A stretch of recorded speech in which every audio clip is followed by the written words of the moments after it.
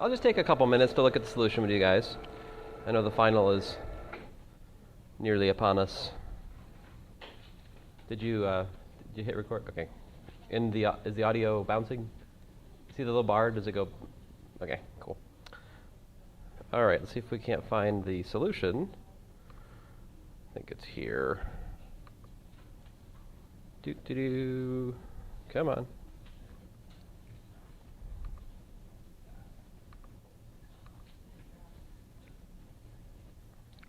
All right. So I'll try to go through this somewhat fast. Of course, we have new material to cover today. But I think it's important to make sure we all understand what the answers were to these problems. So, number one, a lot of you got right. Any questions about that one? If you have questions about your individual grading, of course, talk to me afterwards. I'm mostly just interested in questions about concept. All right? That should be, because I can't answer about your individual grading, because there's lots of you.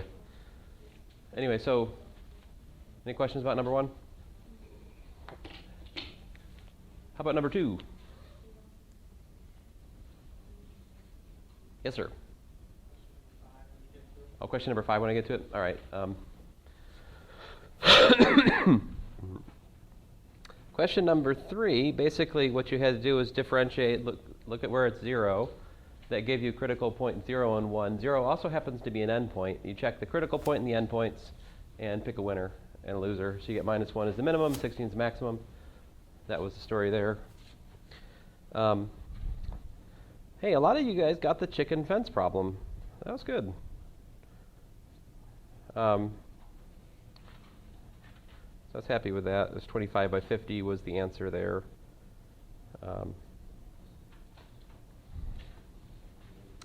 Oh, man. Man, you guys, you know, if you were like a city trying to defend itself against some sort of invading horde, it's like you left a giant gaping hole in the wall just for any enemy to walk in. Just la la la la la, just kind of stroll in and start killing all your friends. I mean, sorry for the violent imagery, but I mean, come on. This problem is a homework problem, and so many of you guys. Oh, so much wrongness there. So much wrongness. Yes?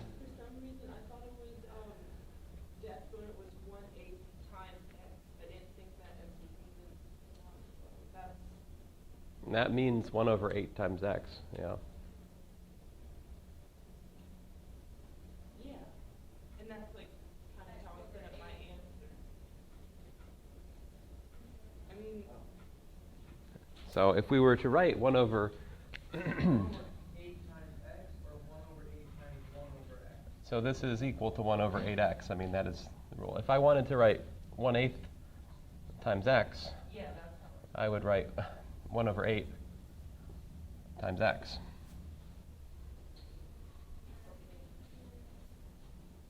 Yeah. Sorry about that.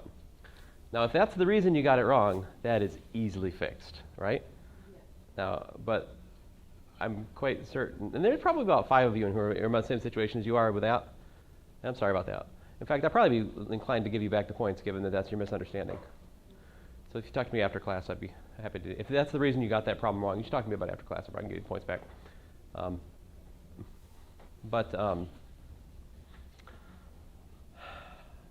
The rule is you're supposed to multiply. I don't know, whatever you want. Okay, so like I said, I'll give you your points back if you talk to me. So the next one, many more of you got that right. I was happy about that. There's only.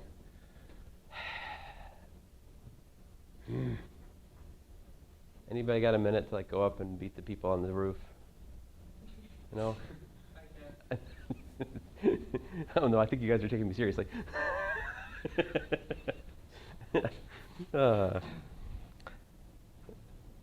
Problem 7, the only way you can calculate that is with logarithmic differentiation, right? Of all the problems on the test, I think this has the most interesting diversity in wrong answers. Number 7 does. But that's how you do it.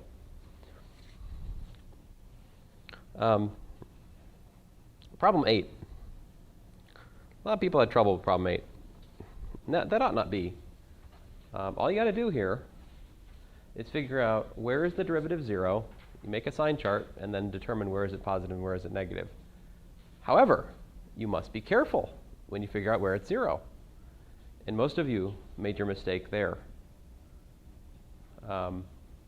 If you made a mistake, I think that's where you made it. But that's kind of well, critical. So I differentiate by the product rule, factor out e to the minus x, and that leaves me a 2 and a x. So this is either 0 at 2 or at 0. Okay? So that's increasing between 0 and 2. Of course, I will post this solution in Blackboard when I get a chance. By the way, I won't be around tomorrow, possibly because I have jury duty, just so you know, in case you're coming to see me for some reason. I don't think I'll be here. Hopefully that's the last day of the jury. I don't know. Like, jury duty is very unnerving. They're like, come on this day. And like, so what other days do I have to come? I don't know. We'll tell you tomorrow when the next day is that you have to come. It could be any time between like now and like start of January, maybe some other time. Like, that's not cool. Like, tell me the other day. Like, annoying. Anyway, I will go. And it's just a civil thing, so it's not that exciting. Okay, so here, oh my goodness, you guys. It's a tangent line.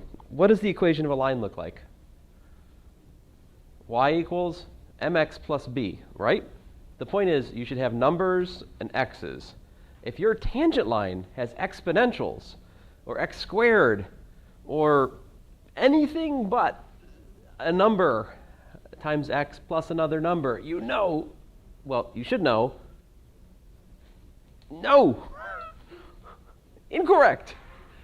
And many of you somehow have like exponential in your answer or something other than a line. A line is a line is a line. You must remember what a line is, if nothing else, to just kind of fact check your work, right? This is not a hard problem, right? But many of you got this wrong, unfortunately. I think everybody in here can get it right on the final, right? I don't think there's anybody in here who can't get this problem right. I mean, I will admit the analog of the problem before it. Problem 8 has a certain calculational difficulty. That's always going to be a little bit dicey for some people in here. But the tangent line, don't get the tangent line problem wrong. That is straightforward. You just differentiate, plug in the tangent point, and write down the answer. All right, sorry. As some of you have pointed out, my grammar is questionable in this problem. If a car has velocity v of t equals 2t squared plus 3, then and is at, I should say and is at s equals to 1 when t equals to 0. Then, what is the position s at time t? So this is like the homework problem you had where you were given the velocity as a function of time and you're supposed to calculate the position given an initial position. It is an initial value problem, just like the next one. But I don't know, people have some sort of like intrinsic physics phobia because many of you got this problem wrong, but got this problem right. And I would argue that these are the same problem. But there's something about it being a physics problem that, like, I don't know, what is it? Physics is evil? Oh, okay.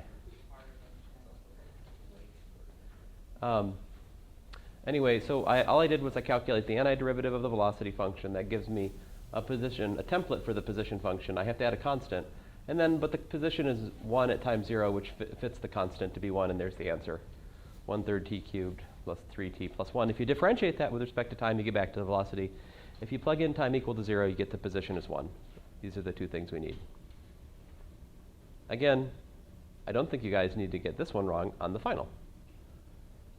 I think this one is not that hard.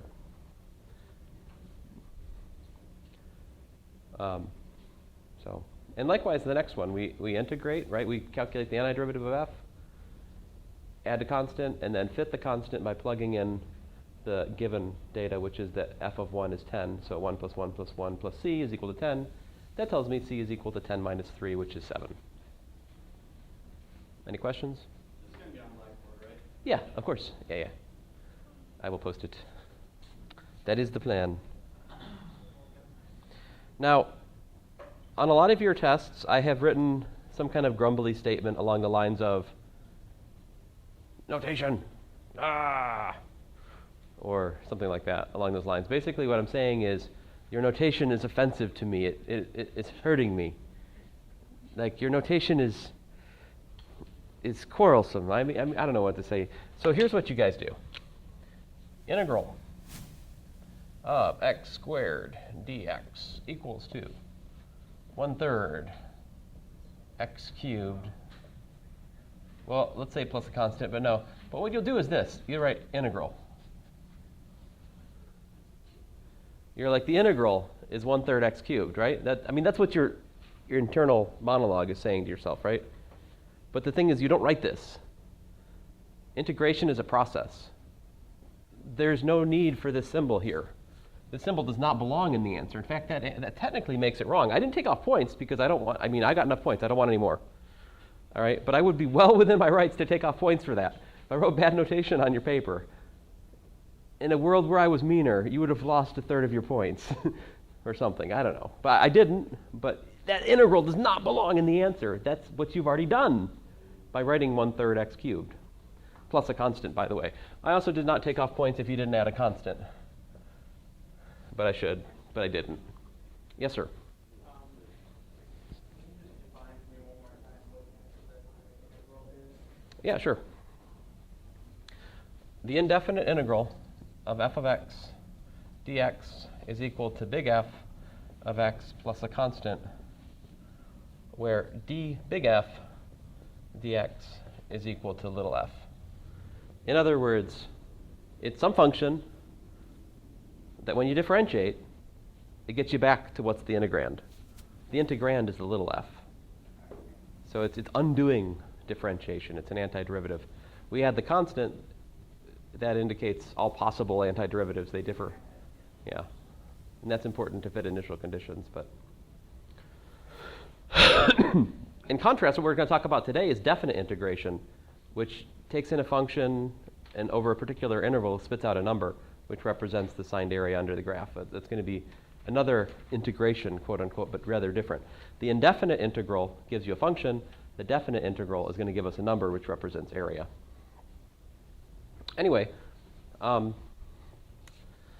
so that was my principal notational complaint on these problems, is you guys write an integral where it shouldn't be integral. Yep. Seems to have problems like seeing exactly how these fractions are set up, because I read A as 2 plus x plus 1 all over x. No, that's not a reasonable interpretation. We must have, the division only applies to the closest thing. If I had, x plus 1 over x, it would never mean x plus 1 divided by x unless the only way it can mean this is if I write the parentheses, because otherwise it's totally ambiguous what we mean. I can't bend on that one. Yeah. And that's I will take off points if I notice that you've written this instead of that, because this is not equal to that. They're different things. I will agree with you that there's some wiggle room with the 1 over 8x thing, because the question is there one of these here like that? Depending on your font selection, okay, but there's no, unfortunately. I feel your pain, but yeah. Okay, so these ones I don't have much to say except that you need to study this because this will hurt you if you don't fix it. This is definitely on the final, this kind of stuff, right? Any questions about something specific in here?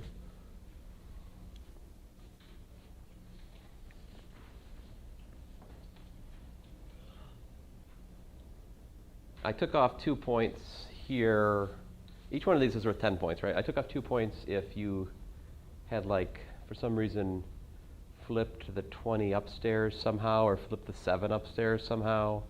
A lot of that I saw. Some people just kind of ignoring the fact that the du has to be divided by 20. Some other people. I mean, there's a variety of wrong answers. The most dangerous thing I saw were people doing this.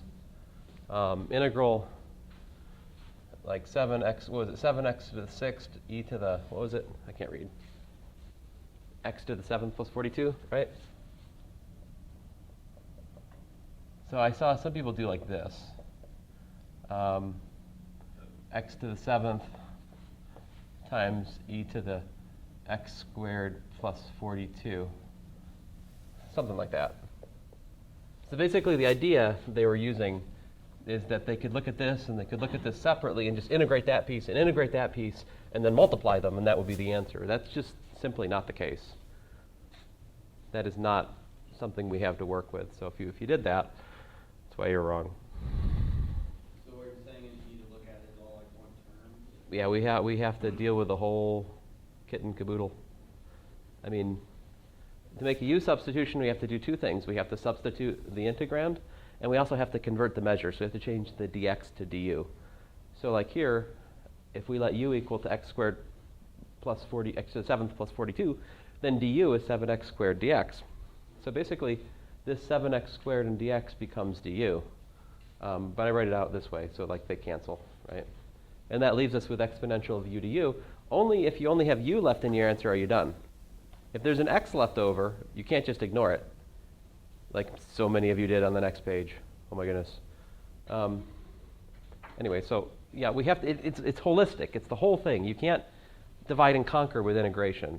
It's not as forgiving as differentiation, where we have that product rule, which gives us a way to break it up into pieces, right? Like, we're going to learn something analogous to the product rule this week called integration by parts, but it's a little bit more complicated for integration. Oh, maybe, I think it's this week. Maybe next week, I don't know. Oh, wait a minute, next week. That's more difficult. No, not next week. You guys, like, you can't get me next week. I won't be here. You should be talking to yourself, silly math professor. Fine, you got me. So this one, I don't have much to say here. This part F, a lot of you just like la la la la la. I'm just going to ignore this x. I'm just going to ignore the x, change to the u, and just integrate and pretend the x rides along. You can't do that. You must change everything to u. Okay? So like x is u minus 3 in this world, in the substitution, and that's square root of u, dx is du, and then you integrate. We did work this problem in class. I think more than once. It was also in your homework. Most of these were in your homework, right? You guys are really messing with you guys are really messing me with number 13. Like, you guys, I was reading through these solutions. I'm like, 3.59, 3.59, 3.59, 3.6, 3.6. I'm like, what? What did I do wrong? Oh, man. So I'm like, fine. I must have done something wrong. I'm going to work this again. So I put away my work, and I worked it again. You know what I got the second time through? 5.89. 2 times. So I'm either wrong both times, or you guys are all wrong. Or I'm right. I mean, anyway, only one of us. Either you're right and I'm wrong, or you're wrong and I'm right. Something like that. Anyway, the point is, I'm pretty sure I'm right. You guys, for some reason, put 160 here. And that's not right.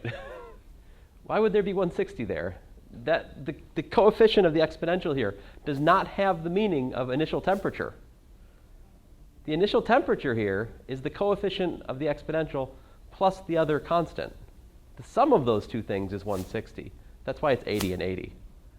For whatever reason, you guys just put 160 here, and that's what led you to the wrong 3.6.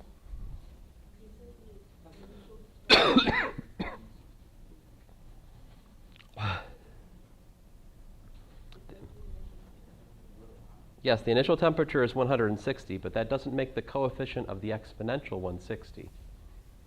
Right? So t of 0 would be a plus r, because if you look at the formula, e to the 0 is 1, r is r, so when you plug in times 0, you get a plus r. So a plus r is 160. If you let the thing cool, it eventually cools to room temperature, the exponential term drops out. That was the trickiest part, is realizing that. Okay.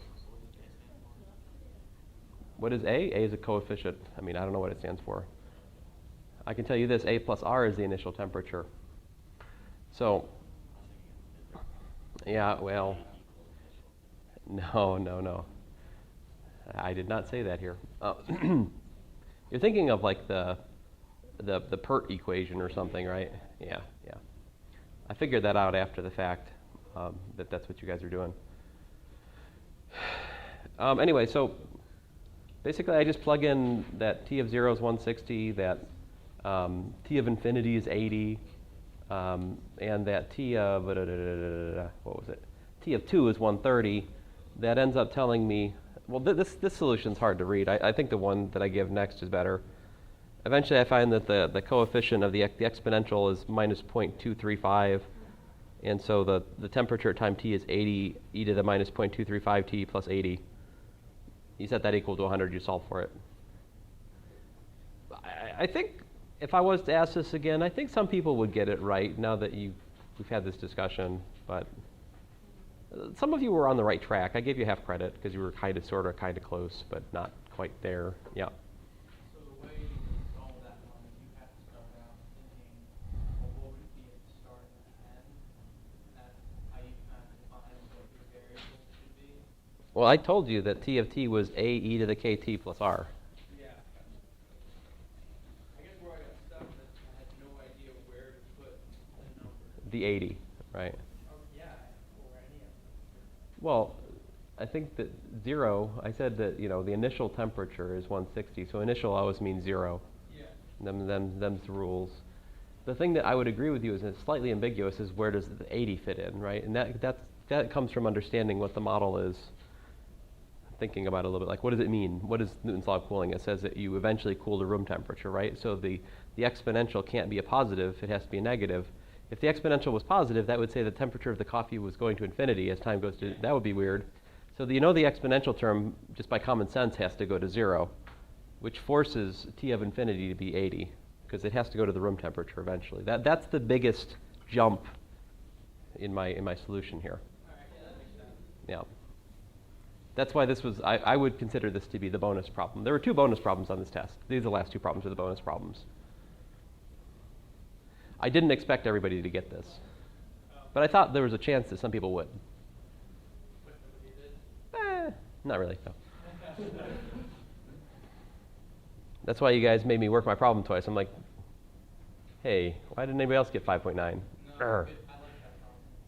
Okay, so problem 14. Hey, lots of people got problem 14 though. Problem 14 was more hopeful. So problem 14, all you got to do is find the critical points and graph it, pretty much. X equals 0 is the only critical point from the quotient rule. And if you look at the asymptotes of this, horizontal asymptotes of 0, going to plus or minus infinity, it looks something like this. Now, some of you were confused and you wrote one of these deals. The volcano, right? But the volcano is y equals 1 over x squared. That's a different function. This is y equals 1 over x squared plus 1. Adding 1 in the denominator makes such a big difference because x squared plus 1 is always bigger than 1. There's never division by 0 here. There is no vertical asymptote in the graph of this function, but the global maximum is attained at 0, it's 1. And then it has no global minimum, though, because it only asymptotically approaches the x-axis and never actually gets there. And so that's what happened there. Anyway, I just wanted to spend a few minutes today talking through this with you guys because I want you to, have a good chance at it in the final. I know some of you guys had a little bit more trouble on this test than the previous test, so just don't feel alone. If you did bad on this test, you've got some good company. Although I think the people who did the worst aren't here.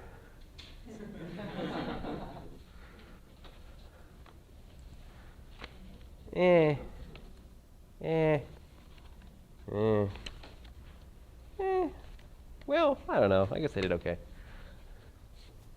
The average was lower on this test than the previous tests. But anyway, I'm sure you guys will do better on the final, so do not give up. What's that?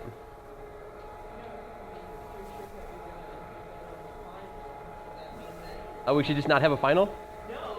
Let's just have a pizza party instead of a final. But then I can't replace your test grade, your final exam grade, because we won't have one. That's okay. You monsters. They're like, we like our test grades. We don't need to have a final. Yes, I will replace. I will.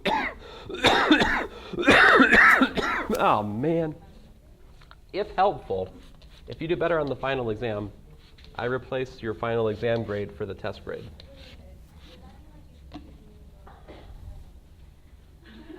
It cannot hurt you if that's what you're asking about.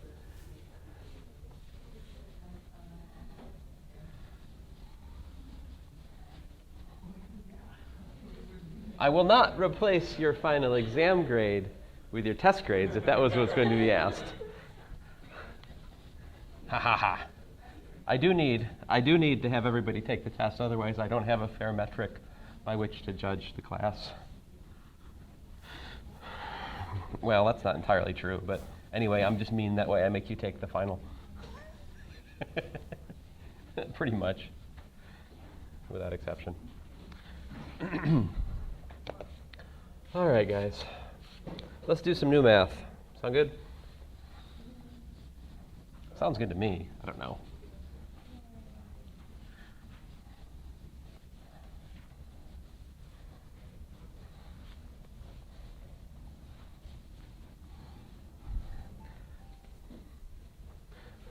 We saw Ant-Man this weekend. That was fun. You guys seen the Ant-Man? No. I found the acting of the ants to be somewhat believable. I mean, the last Transformer movie, I felt like Optimus Prime really wasn't very representative of the emotion of Optimus Prime. kind of flat, the performance of Optimus in the last movie. Let's see here. Try to stop coughing. All right.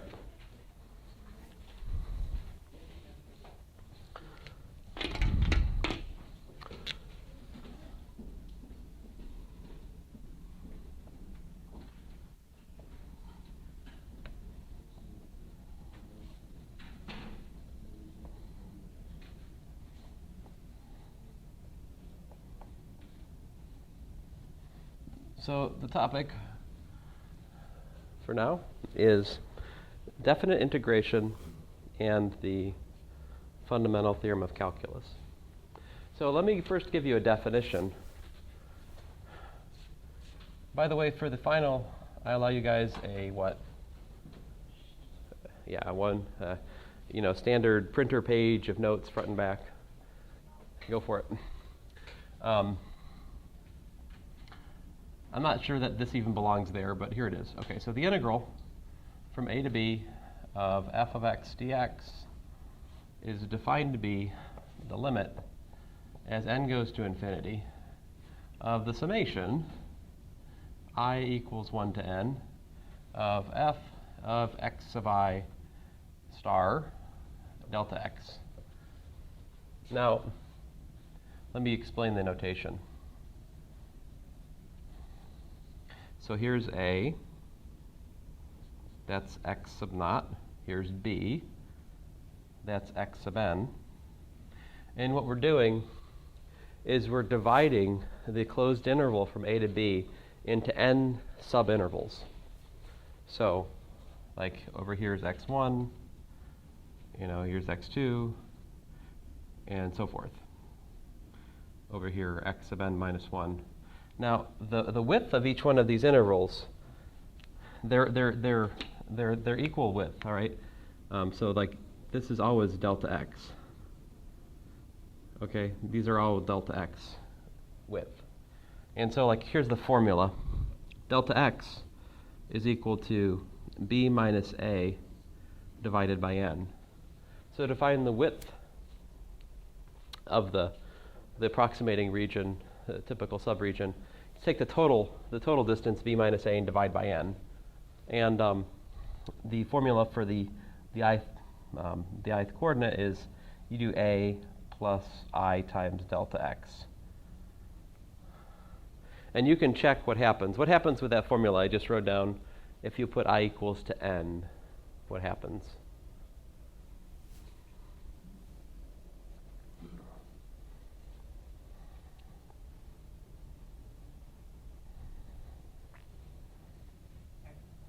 I equals n, we get a plus n times b minus a over n, which is what? N's cancel. What'd you say? Yeah, we get b, which is just what I said, right? B is equal to the nth x. So this enumeration, this formulation if you like, breaks the interval from a to b into these n little subintervals, each of width delta x. And then the x sub I star is just some element between x sub I minus 1 and x sub I. It's in there somewhere. It's basically you can pick them however you like. You could pick it on the left. You could pick it on the right. You could pick them as the midpoints. You could pick it at some other way. This is what's known as the Riemann integral. Now, the graph of the function would look something like this, perhaps. I don't know, whatever it looks like. The point is, if I look at this rectangle here, and suppose that this point had been so this would be like my x1 star. It fixes the height of the box. If in the second rectangle, if I use the left endpoint as I could do like this. So here I'm saying that that's x sub 2 star. You can pick the star points however you like, and so forth. Finally, you get over to here. I chose this as my sample point. There's x sub n star. The point is, what this does is that this gives you the area of the ith rectangle with height f of x sub I star and width delta x, right? See that? The area of the first box is delta x times that height. So you see what this is? And this just notation just means you add them together, okay? So you add the area of this box plus the area of that box plus plus the area of all the boxes. What does this give you? This gives you an approximation of the area under the curve, if n is finite. But then if you let n get arbitrarily large, if you take more and more and more and more and more boxes which are skinnier and skinnier and skinnier, the error, right, in each of the approximating rectangles gets smaller. It gets closer and closer to the actual area under the curved region, right? And in the limit, we approach what's known as the area. In fact, this defines the area under the curve. Does that seem reasonable? Yes? What is x sub I again? X, like which one? This one? That's like x1, x2. So here the I equals to 0, 1, 2, n. It's an index. It ranges. It's a label for the edges of the boxes. Like what the width of the box is? X0 is this point right here. X1 is that point right there. X2. So I is all of them, or any of them. It's an arbitrary point in that subdivision. Yeah. It's just a placeholder for whatever. Yeah. I think the set of all of them collectively is called a partition. All right, folks. So good news. All we got to do is calculate that.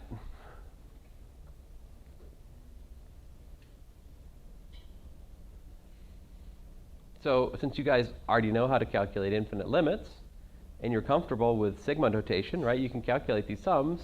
We're good to go. I'm being sarcastic in case you haven't realized that. I mean, the wonderful thing is, yeah, this definition, I think, is geometrically natural. My personal opinion. You can disagree if you want. The first problem in your homework, you've got a picture of a graph, right? And it's got boxes superimposed over the graph, right? You're supposed to approximate the area under the curve for that thing. What do? You just figure out the width of each rectangle. You calculate the area of each rectangle and add them up. That's the answer, right?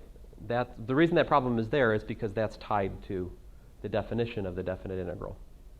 The definite integral calculates the area under the graph y equals f of x from a to b. Now, I'm assuming f of x is positive when I say that. More generally, if f of x was negative, these boxes might be under that, and those would count as negative, right? If it was as much above as it was below, the definite integral could work out to 0, for example. So I would say that this actually calculates the signed area.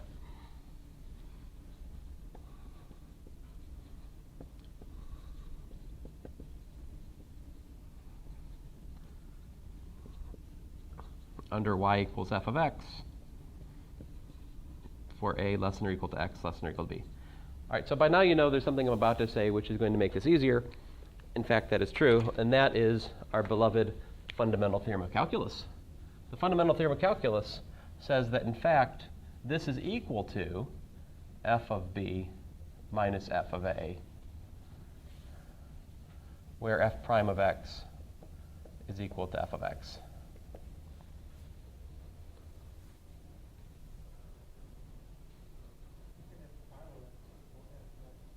Exactly. If big F is an antiderivative of little f. So let me show you an example.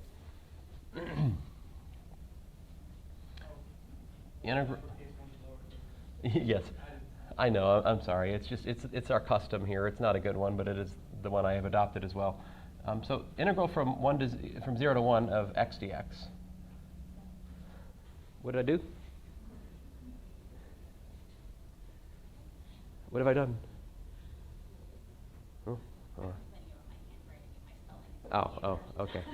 You can complain about my handwriting and spelling as well. I mean, it's fine.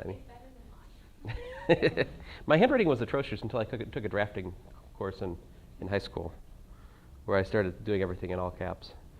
I don't know. Oh, yeah. Well. I hear you. Well, there's hardly any need to spell anymore, right? Because we've got these silly phones. Although I was trying to say I was going to Dunkin' Donuts the other day, and it made me go to Dublin Donuts, which is kind of weird. I don't think Dublin Donuts would be as good. I think Dunkin' Donuts would be better. All right. So in order to do this, what you have to do is to figure out what is the antiderivative of x. Integrate x. What is it? 1/2 x squared, right? So I do 1/2 x squared. And here's the notation. We say evaluate from 0 to 1. So this expression right here, another way you can write that is f of x evaluated from a to b. So this notation means that difference. All right? So when I write 1/2 x squared evaluated from 0 to 1, what I do is 1/2 1 quantity squared minus 1/2 times 0 quantity squared, which is 1/2.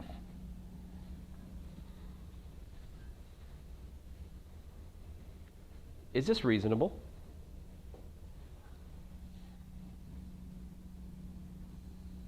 Well, y equals x is this. Here's 0. Here's 1. So we just calculated the area under the graph y equals x from 0 to 1 of this triangle. What's the area of a triangle? 1/2 base times height. What's the base? 1. What's the height? 1. 1/2, 1 times 1, 1/2. Make sense? You're like, I don't need calculus to do that. Why would you do? Why do we do calculus?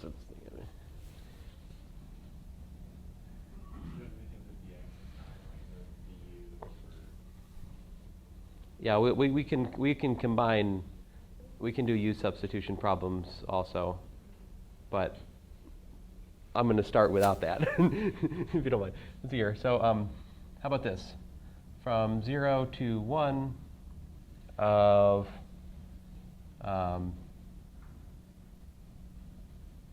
x minus 2.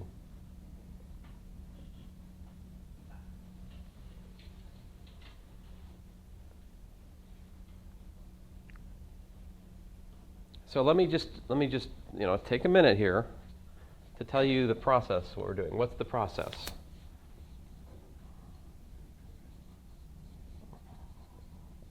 Number 1, identify f of x in the integral from a to b of f of x dx. In other words, I mean, that seems like a small thing, but first thing you got to do is to realize what is it that I'm finding the area under. That's been easy so far. It's x. Over there, it's x minus 2. Step number 2 is to find an antiderivative of the little f. Call it big F. All right, symbolically at least. Do some name calling, call it big F for the sake of this discussion. And step 3, the integral of little f of x dx from a to b is equal to big F of b minus big F of a. Done. The definite integral, unlike your test that you just took, it should be a number.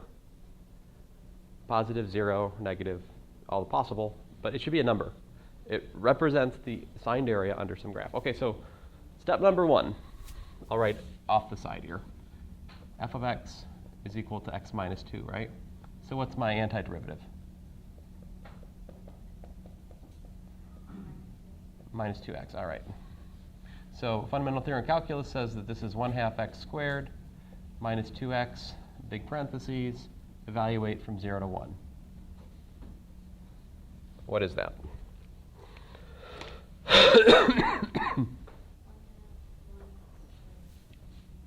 Yeah, 1/2, 1 squared, minus 2 times 1, right?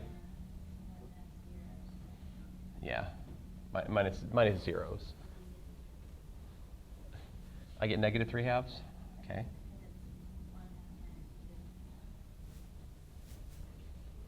Yeah, let's see if we can understand this. Does that make sense? What area did we just calculate? I mean, we didn't calculate an area, we calculated a signed area. What does y equals x minus 2 look like? It's a line with slope 1 with y-intercept what? Minus 2, right? Slope 1. And we're calculating the area from 0 to 1, roughly speaking. My picture's not quite right, but basically we're calculating this area.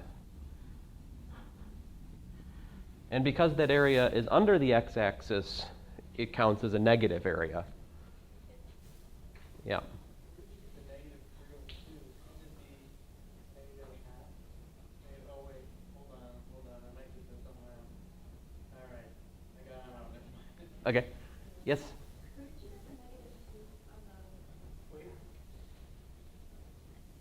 The negative what? Like on your graph, where did you get the negative 2 and then y? Oh, this is y is equal to x minus 2. So the y-intercept is minus 2. How do you calculate the area of a what is this thing? Trapezoid?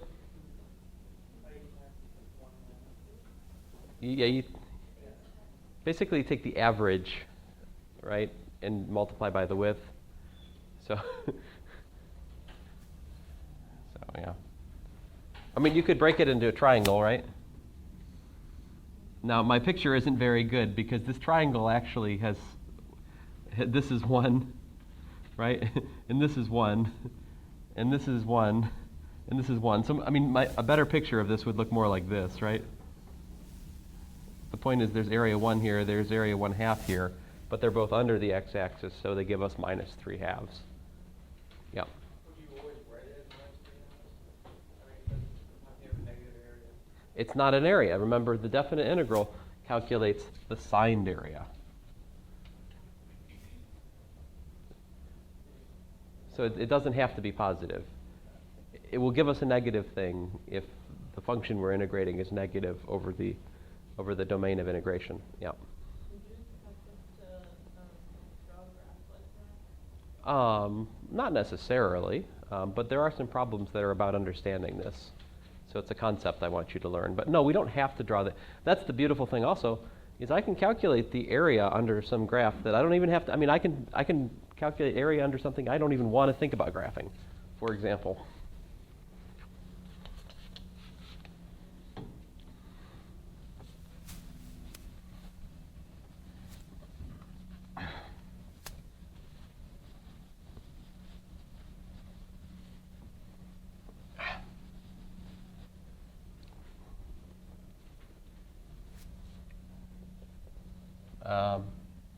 Integrate from, I don't know, let's say from 1 to 2 of x e to the x squared dx. I don't really feel like making a graph of this, but I can still find the area. So now this sidebar, we're going to have to do, how do we figure out the integral, something like this?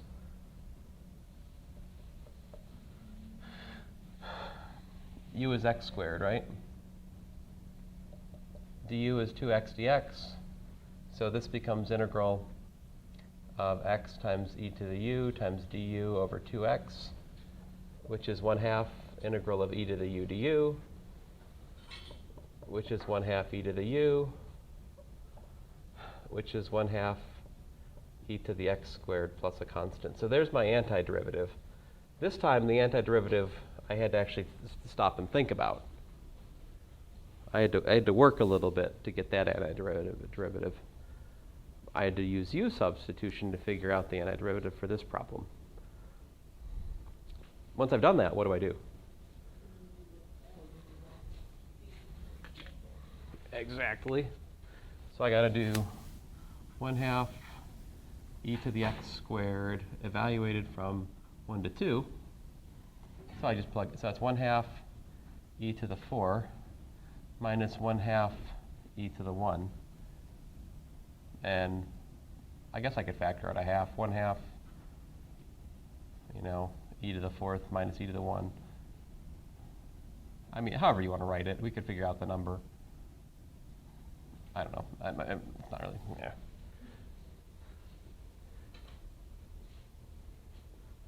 So I just calculated the area under something I don't even feel like I could graph without a lot of work. I mean, it would actually take me some work to graph that, and yet I have calculated precisely the area under that graph from x equals 1 to x equals to 2.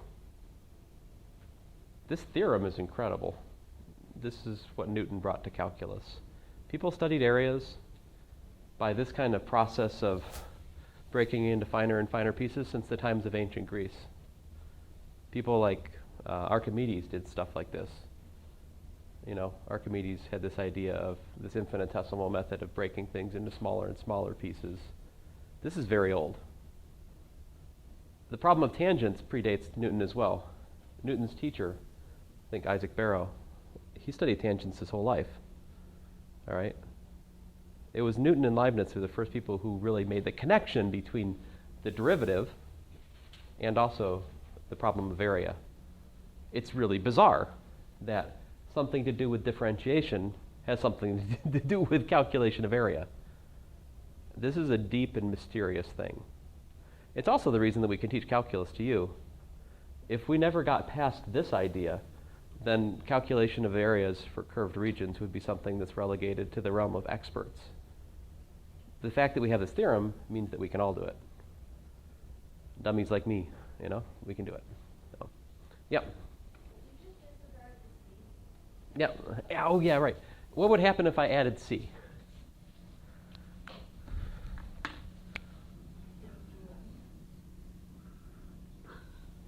So I add c here, right? And then I subtract c over here, and they cancel. And so that happens every single time, so we just don't bother with adding the c for the definite integral. But we had to add the c for the indefinite integral for the sake of initial value problems. If we didn't add the c, we couldn't adjust for initial conditions properly. So like the answer to a definite integral will never have a zero? No, the answer to a definite integral should be a number. Yeah. Why does there have x squared, not just half? What do you do with the x? The x's cancel.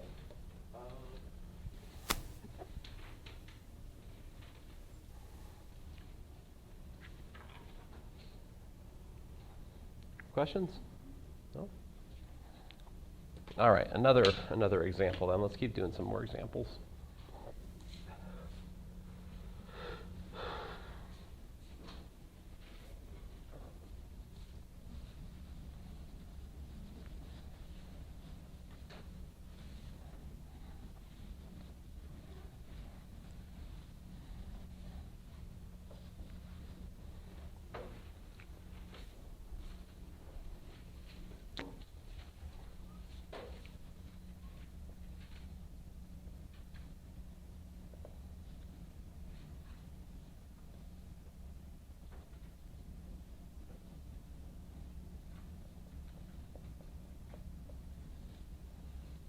Let's see here. The antiderivative of 1 over x is what? Remember ddx of the natural log of x is equal to 1 over x. Aha! So we do natural log of x, right? Evaluate that from -3 to -2, and what do we get? Natural log of -2 minus the natural log of -3. So you guys, punch that in your calculator. What do you get?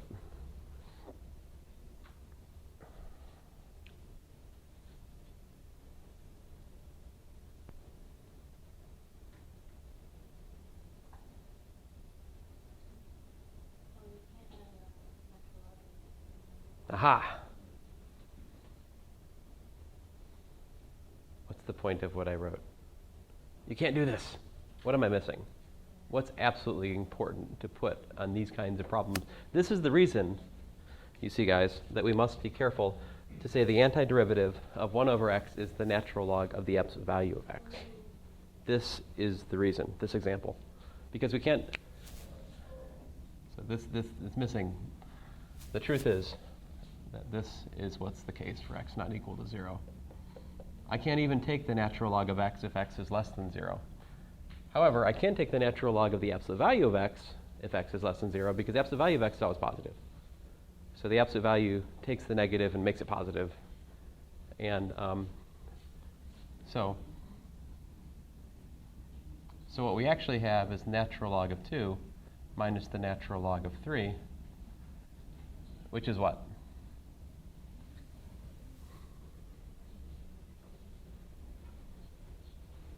So my point here is a word of caution to you. The integral of dx over x is the natural log of the absolute value of x plus a constant. The absolute value bars matter. What is this? 0.692 minus what? I mean, fine. I'll do less. I'll do some of the work for you. What's the natural? What's the natural log of 2/3? It's the natural log of a number less than 1, so it's negative. What is it? What's this negative value?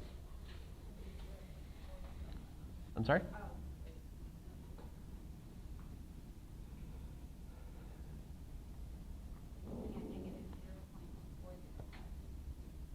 All right. Now, why does that make sense? What does this y equals 1 over x function look like? It's the reciprocal function, right? It's actually a hyperbola rotated 45 degrees or so, I suppose.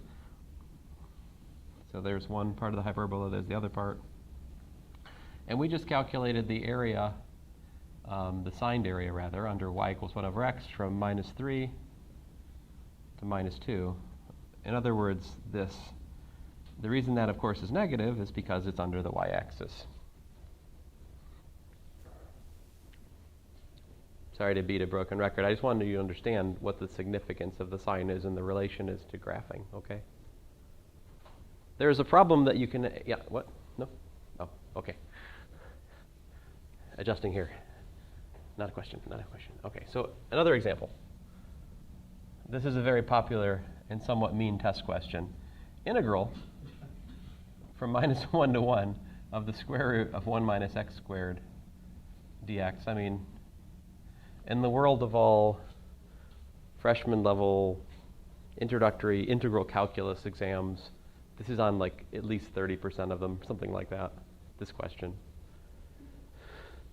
Or various variations of it. Now, the point of this question is not that you should actually try to integrate that. The point of this question actually is, so it's kind of a trick question. Like, you cannot, well, I mean, I can find a function which differentiates to give you back that square root function, but it involves a technique called trigonometric substitution. It's something we teach in Math 132 here. So that's not really the point. Direct calculation is not the point. What is this? What's y equals the square root of 1 minus x squared?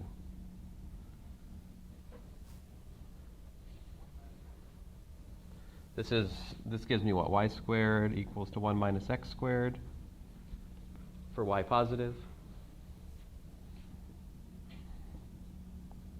In other words, x squared plus y squared equals to 1 for y greater than or equal to 0.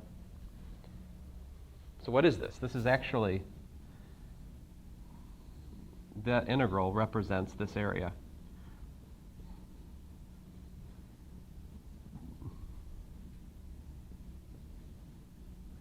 So what's the answer?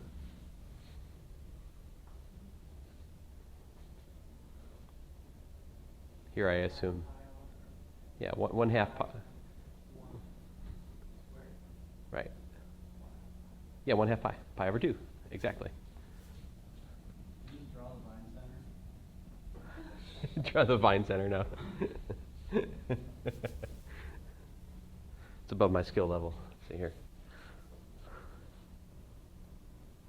Oh, okay. Give me a second to peruse your homework. See if there's anything big I left out of the story here so far.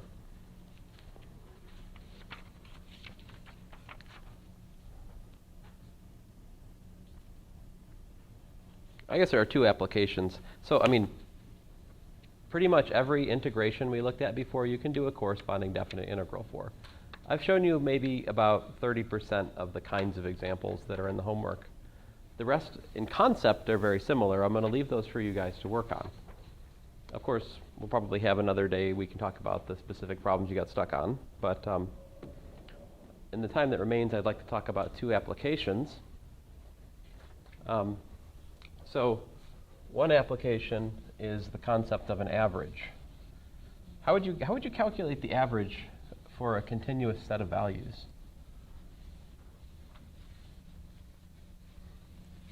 I mean, you guys know how to calculate the average if what? If you've got like 3 things, how do you calculate the average? Add them all up and divide by 3. Right. So the average grade in here, I add all of the test grades up, I divide by 24, for example, right? So if I asked you, what was the average of y equals f of x for a less than or equal to x less than or equal to b, how would you figure that out? If you imagine adding the grades up and making like a plot of it, you could think of each of your grades being like a little skyscraper, right?